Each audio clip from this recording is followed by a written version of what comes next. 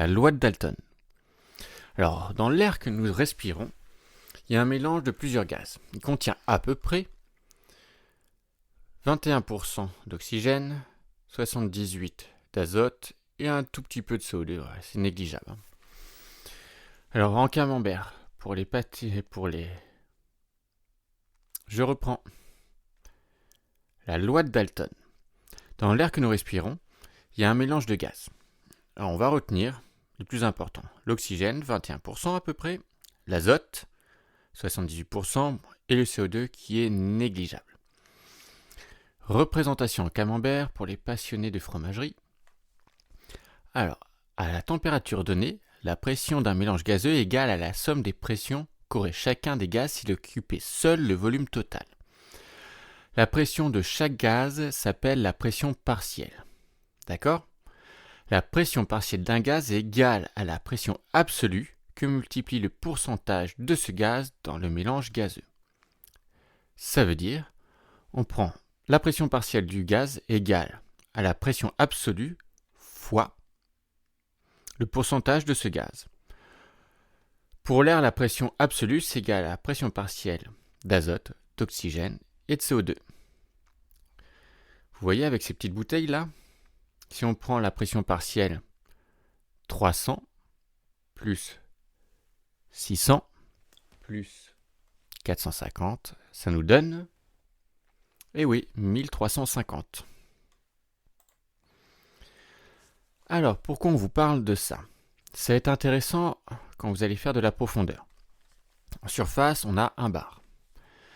Pression partielle d'azote, 0,8 bar. Pression partielle d'oxygène, 0,2. On est d'accord.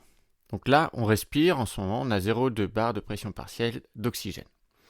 Quand on va descendre à 10 mètres, étant donné qu'on a plus de pression, on va avoir plus d'azote, on est d'accord, en pression partielle. Et la pression partielle d'oxygène aussi, elle va être doublée, 0,4. À 25 mètres, 0,7 bar. Alors, c'est intéressant parce que plus on a une pression partielle d'oxygène élevée, plus on va être oxygéné finalement. C'est comme si vous étiez sous oxygène directement à l'hôpital. Ça va poser un problème aussi. C'est à la remontée. Et ça, on le verra après. Donc on va voir le mécanisme de la syncope hypoxique. La syncope hypoxique, elle se déclenche quand le niveau d'oxygène est trop bas pour assurer l'oxygénation du cerveau. Le cerveau, il dit, hop, je me mets en veille, je coupe tout, comme ça j'économise l'oxygène. Quand le niveau de CO2 atteint un certain seuil, on a le réflexe inspiratoire qui se déclenche, d'accord ? Et c'est ça qui entraîne la noyade.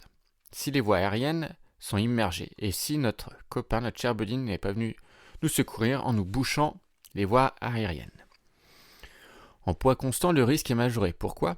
Parce qu'en fin de remontée, la chute brutale de la pression partielle d'oxygène. Donc la syncope peut survenir jusqu'à 1 minute après l'immersion, et le plus souvent sans aucun signe annonciateur. Pourquoi ? Parce que comme on vient de le voir ici, il n'y a que le CO2 qui a un seuil d'alerte pour le corps. C'est le CO2 qui déclenche la réponse ventilatoire, d'accord ? L'oxygène, lui, il n'y a pas de seuil qui vous dit « tac, je passe en dessous, il faut que je respire ». Non. C'est juste le cerveau se met en veille et c'est là que vous tombez en syncope. Donc les symptômes de la syncope vus par l'apnéiste de sécu. Un lâcher de bulle, un arrêt brutal, une absence de réaction, un non-respect des consignes, une accélération, changement de direction, perte de connaissance, évidemment. Pour l'apnéiste lui-même, à la rigueur, il peut ressentir les jambes lourdes, des picotements dans les doigts, une vision avec des petits points noirs. Mais au final, il n'y a pas vraiment de signe clair pour l'hypoxie. Parce que ce que je vous ai dit là, les jambes lourdes, c'est l'installation d'une vasoconstriction qui est une adaptation à l'apnée au final. Les picotements dans les doigts, c'est pareil. Des petits points noirs dans les yeux, c'est pareil, si on s'adapte à l'hypoxie. Donc il faut être très vigilant sur sa conscience. Le mieux, c'est d'essayer de s'interroger sur sa propre conscience. Essayer de voir, c'est un peu comme dans Inception, avec votre toupie. Il faut que vous ayez votre propre toupie mentale pour savoir si vous êtes conscient ou pas. Alors les conduites à tenir. Si vous êtes en immersion, pour les victimes en immersion, il faut une intervention immédiate. Donc, on applique le protocole RIFA, c'est-à-dire on occulte les voies aériennes et on remonte la victime à la surface. En surface, on enlève le masque ou le pince-nez, on fait 2 insufflations nasales, on attend d'abord quand même de voir s'il a repris son souffle naturellement. Hein. Donc il faut le stimuler. On lui souffle sur le visage, on peut lui mettre des petites tapes, en fonction de si on aime ou pas son copain, on peut mettre des petites tapes de plus en plus fortes. Après, on insuffle dans le nez, pas dans la bouche, parce que la bouche, elle, déjà, elle peut être contractée à cause de la syncope, peut y avoir de l'eau dans la bouche, donc on fait attention à ça. On donne l'alerte, on le met sous oxygène. Il faut surtout faire attention après à la surveillance, en adaptant les gestes de secourisme à l'évolution de la situation. Et on met fin à la séance. C'est fini, hop, on arrête tout, on attend l'arrivée des secours pour tout le monde. Prévention, donc il faut être en forme, pas d'hyperventilation, pourquoi? On va le voir juste après. Ne pas forcer, pas de statique au fond, pourquoi? À cause de la pression partielle. Et remonter avant de sentir le besoin de respirer. Voilà. Pourquoi? Parce que si on sent le besoin de respirer au fond, quand on va remonter, notre pression partielle va chuter en oxygène, évidemment à cause de la pression. Et là, on n'aura plus assez de pression partielle d'oxygène pour alimenter notre cerveau. Alors, perte de contrôle moteur, la samba et la syncope. Alors, moi j'aime bien dire la samba parce qu'il y a un petit côté exotique. La samba, ou la PCM, perte de contrôle moteur, c'est une série de mouvements incontrôlables, sans perte de connaissance. C'est juste avant la syncope. C'est la pression partielle d'oxygène est tellement basse que le corps n'arrive plus à se gérer. Mais elle n'est pas encore assez basse pour arriver à la syncope. Dans le cas du samba, on ne passe pas directement de la conscience à la syncope, mais par un état intermédiaire où il y a une perte de vigilance et une manifestation des troubles moteurs. Le sujet ne sait plus ce qu'il fait sans pour autant être évanoui. La syncope, c'est vraiment une perte de connaissance, c'est un état d'inconscience, réversible, heureusement. La pression partielle a atteint un seuil critique, l'organisme se met en veille. Économie d'énergie, clac, le cerveau se coupe. Schéma de la syncope hypoxique ou pas de syncope encore. Alors, pression partielle d'oxygène. Donc là, vous partez en apnée. Évidemment, la pression partielle d'oxygène, elle, va diminuer au fur et à mesure qu'on avance dans l'apnée, d'accord? Ça, c'est notre pression partielle de CO2. Notre pression partielle de CO2 va augmenter au fur et à mesure de notre apnée, puisque c'est le déchet avec la consommation d'oxygène. Ici, c'est le seuil qui stimule la reprise ventilatoire. Donc c'est le seuil, c'est le niveau de concentration suffisante de CO2 qui va stimuler la reprise ventilatoire, d'accord? En rouge, c'est le seuil syncopal. Ça veut dire que si vous dépassez ce seuil, si la pression partielle d'oxygène diminue en dessous de ce seuil, là, vous allez faire une syncope. Donc, une apnée normale. Hop, on y va. On part sur l'oxygène. On descend, allez, on avance. On tourne aux 150 mètres, 175 mètres. Là, on arrive aux 200 mètres. Ici, on dit on est aux 200 mètres ici. Pourquoi on rompt l'apnée? Parce que notre taux de CO2 est arrivé à notre limite maximale pour notre détecteur, d'accord? Donc là, il va dire reprends ta respiration tout de suite, j'en peux plus. Mais, vous voyez, vous étiez quand même, il y avait de la marge pour le seuil syncopal. Donc tout va bien. On est d'accord? Maintenant, comment on peut atteindre le seuil syncopal? Eh ben, alors, déjà avec l'hyperventilation. Puisqu'avec l'hyperventilation, alors là c'est sans hyperventilation, vous avez vu, hop, sans hyperventilation, reprise. Nickel. Mais avec hyperventilation, on ne va pas augmenter notre taux de CO2, notre taux d'oxygène, pardon, on ne l'augmente pas, mais par contre on va diminuer beaucoup, on va énormément diminuer notre taux de CO2. Donc au lieu de partir d'ici, on va partir de là. Donc ça veut dire que pour atteindre notre seuil de rupture d'apnée, notre seuil de reprise ventilatoire, il va falloir beaucoup plus de temps, puisqu'on est parti plus bas. Donc allez, c'est parti, on fait notre apnée. Mais on a hyperventilé juste avant. Allez, on arrive. Là, on tourne aux 200 mètres, on est content, on bat notre record, en plus on dit ouais, c'est génial. Et là, pouf, syncope. Alors qu'on n'a même pas eu envie de respirer. Pourquoi? Si on regarde, finalement, on n'était même pas arrivé à notre seuil de rupture d'apnée. Parce que le taux de CO2 était beaucoup diminué à cause de l'hyperventilation. Et c'est ça le problème. Donc ne jamais hyperventiler. L'hyperventilation, c'est comme un rinçage. C'est comme si vous nettoyiez vos poumons de CO2. C'est la technique du petit chien, vous savez, des femmes enceintes, là, quand elles accouchent. Ça veut dire une fréquence, une amplitude inappropriée aux besoins physiologiques. Quand vous courez, vous respirez violemment, vous faites... Mais là, c'est approprié, donc c'est pas de l'hyperventilation. Quand vous sortez d'un 16 x 25 mètres, 16 x 50 mètres, vous ventilez énormément, mais vous n'êtes pas en hyperventilation, c'est juste un besoin normal physiologique, d'accord? Alors les effets immédiats de l'hyperventilation, c'est une baisse du taux de CO2 pulmonaire et sanguin, mais pas d'augmentation en saturation d'oxygène. L'organisme et le seuil de reprise ventilatoire est décalé. L'hyperventilation, c'est un facteur qui présente un risque majeur, car l'hyperventilation modifie les valeurs de CO2 habituelles. Certaines personnes sont très ou trop tolérantes au CO2. C'est un risque de syncope sans alerte préalable. Donc là, même pas besoin d'hyperventilation, des fois pour certaines personnes, pouf, syncope avant d'atteindre leur taux de tolérance au CO2. Il y a aussi je voulais vous parler d'un autre effet du CO2. Le CO2, ça acidifie le sang. Et plus le sang est acidifié, plus l'oxygène passe du sang dans les muscles ou du sang dans le cerveau. Et ça, c'est génial.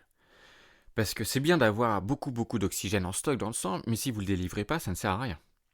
Alors, plus vous êtes acide, plus vous allez pouvoir délivrer ce sang. Si vous n'avez pas de CO2, votre sang, on va dire, schématiquement, va être basique. Donc, votre sang, lui, va être égoïste, il va garder tout l'oxygène pour lui. Vous n'allez pas pouvoir le payer en CO2, donc lui, il s'en fout, il garde tout l'oxygène pour lui. D'accord ? Donc ça, c'est un problème. Ça veut dire que vous pouvez atteindre la syncope sur des distances que vous faites très facilement en respirant normalement, sans hyperventiler. Mais finalement, en ayant beaucoup d'oxygène en réserve, en stock dans votre sang. Donc là, c'est vraiment un peu la loose. Donc c'est pour ça l'hyperventilation, on ne la fait pas. Wim Hof, si vous voulez, vous pouvez le faire pour le froid.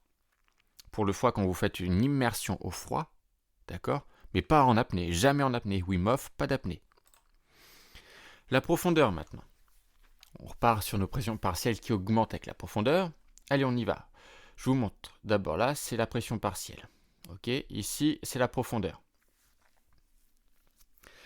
Alors, on y va. On plonge. On est d'accord, on plonge.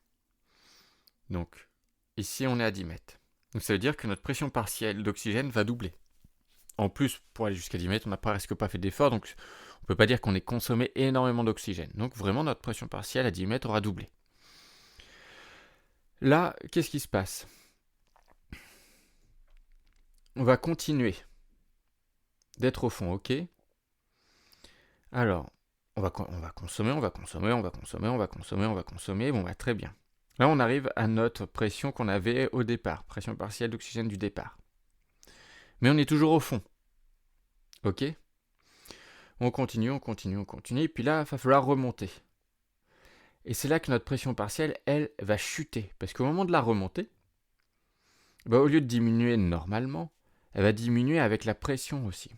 Elle va diminuer, on va dire, artificiellement, à cause de la pression partielle. D'accord ?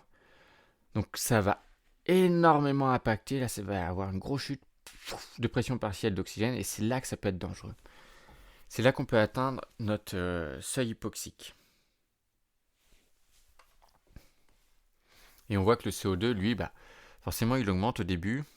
Puis il reste à peu près stable parce qu'on arrive à le tamponner grâce à des substances tampons dans notre sang, dans nos muscles. Et puis à la remontée, là, il diminue, logique, à cause de la pression partielle. D'accord ? Donc, je reviens sur cette diapo-là. Si vous faites du statique au fond, imaginez donc, hop, vous allez à 10 mètres. Vous faites du statique, donc votre taux d'oxygène va diminuer, parce que vous êtes en statique, on est OK. Puis là, vous allez vouloir remonter. Donc, au lieu de diminuer lentement, pouf, chute brutale. Et c'est là qu'on fait une syncope. On passe à la loi de Henry, ou Henry, pour les anglophones. La loi de Henry, c'est la dissolution des gaz, d'accord ? En fonction de la pression. Là, vous avez une belle seringue. Vous avez 2 compartiments, l'air, le liquide. Si vous appuyez ici, vous augmentez la pression là, le gaz, petit à petit, va passer de l'air dans le liquide. Vous voyez ? Plus, on additionne. D'accord ? Là, on appuie encore sur le piston. On va faire passer encore de la pression ici. Hop, là, état d'équilibre. Maintenant, on tire sur le piston. On fait diminuer la pression, donc on augmente ce volume ici. Ça veut dire que le gaz contenu dans le liquide va devoir se libérer dans l'air. D'accord? On arrive ici, et en cas d'égalité. Alors, là, c'est l'explication sous forme de texte du petit schéma d'avant, d'accord? Donc, on considère une cuve contenant un liquide quelconque et fermée par un piston. La cuve est équipée d'un manomètre qui permet de mesurer la pression exercée sur le gaz. On exerce une pression A. Sous l'effet de cette pression, le piston s'enfonce, et quand le manomètre indique A, la pression s'arrête, on est d'accord. Au bout de quelques heures, le piston est descendu plus bas, et le manomètre indique toujours la pression A. Le piston s'immobilise définitivement. La pression est toujours de A. Au départ, le gaz est comprimé à la pression A. Les liquides sont incompressibles. Mais si le piston a continué à descendre, c'est que la quantité de gaz au-dessus du liquide a diminué. Cette quantité de gaz manquante s'est donc solubilisée dans le liquide. Quand le piston finit par s'immobiliser définitivement, il y a un équilibre entre la pression du gaz au-dessus du liquide et la pression du gaz dissous dans le liquide. Et cette pression est égale à A. En C, le petit c, nous augmentons la pression à une pression B et nous constatons le même phénomène. Donc en augmentant la pression du gaz sur le liquide, nous avons fait entrer une quantité supplémentaire de gaz dans le liquide. Si nous faisons l'expérience inverse, nous observons que le manomètre indique une valeur C, inférieure à A. Au bout d'un certain temps, en E, sur le petit schéma en E, le piston étant toujours immobile, la pression indiquée par le manomètre remonte lentement pour se fixer sur la valeur A. Nous sommes à nouveau dans un état d'équilibre. Conclusion, la pression, c'est la pression exercée sur le gaz. La tension, c'est la pression du gaz dissous dans le liquide. La dissolution d'un gaz dans un liquide n'est pas instantanée. Et c'est ça qui est très important. C'est pas instantané, d'accord? Retenez bien ça. Si la pression augmente, la tension augmente progressivement. Si la pression diminue, la tension diminue progressivement. On arrive au bout d'un certain temps à un équilibre, où la tension est devenue égale à la pression. Cet état de saturation est différent suivant la pression et varie dans le même sens que la pression. D'où l'énoncé de la loi d'Henry. À température constante et à saturation, la quantité de gaz dissoute dans un liquide est proportionnelle à la pression de ce gaz au-dessus de ce liquide. Vous avez peut-être la formule mathématique. L'expansion est liée à la pression du milieu dans lequel le gaz tente de pénétrer. Donc il y a saturation, sous- et sursaturation. La saturation, c'est l'état où la pression du gaz au-dessus du liquide est égale à la tension du gaz dissous. État stable qui n'évolue pas, c'est-à-dire la pression égale à la tension. La sous-saturation, un état où la pression au-dessus du liquide est supérieure à la tension du gaz dissous. Le liquide va recommencer à dissoudre du gaz pour tendre vers un nouvel état de saturation. D'accord ? État stable qui évolue vers la saturation. Maintenant, la pression est supérieure à la tension. C'est la sursaturation. D'accord ? C'est un état où la pression du gaz dissous est supérieure à la pression du gaz libre. Le liquide va éliminer du gaz pour tendre vers un nouvel état de saturation. État instable qui évolue vers la saturation. La pression est inférieure à la tension. C'est la sursaturation critique.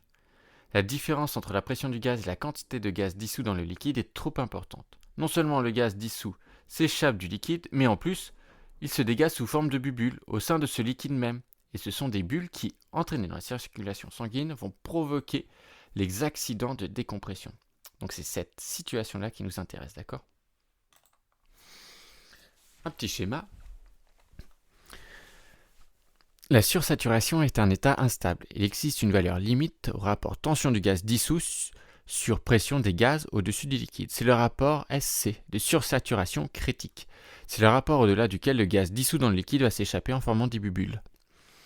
C'est une désaturation explosive. D'accord ?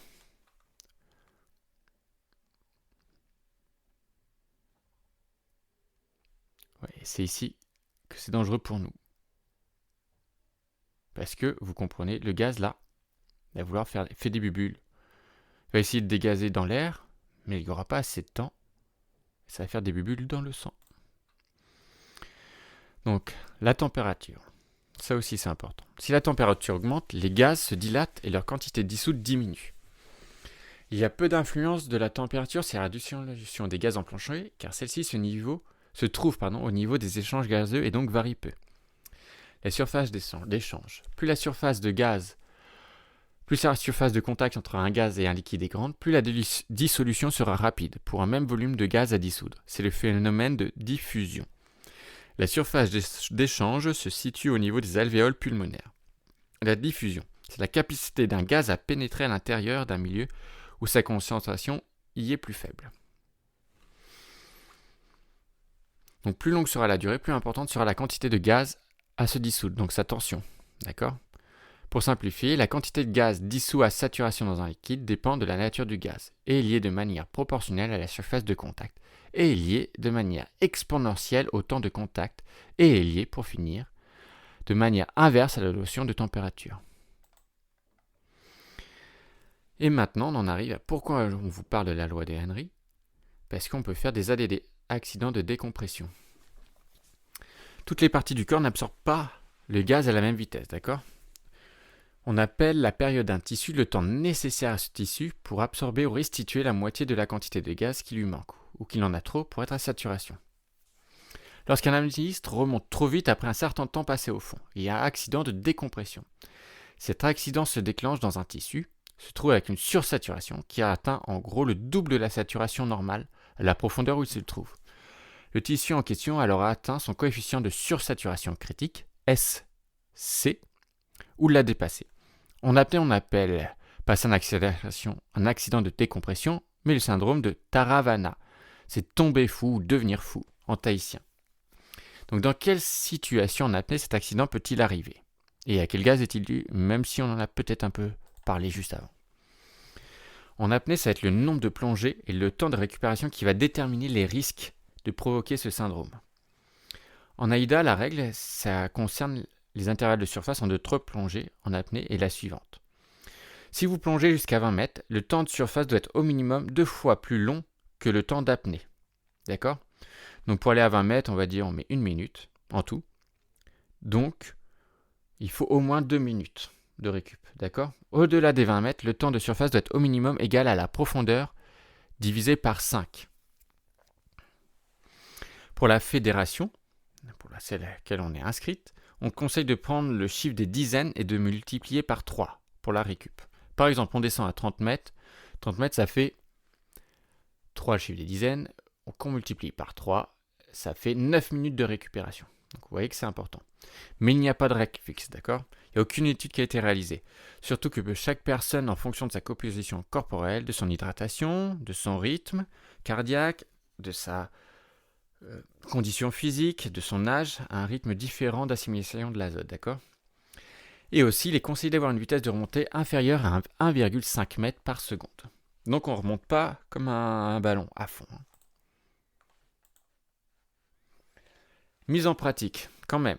Il y a un docteur, il dit, il n'y a pas d'étude, mais moi je veux m'en faire une étude, d'accord ? Alors, il est parti, ce gars. Il a fait une série de 60 apnées en 5 heures. Déjà, il était motivé.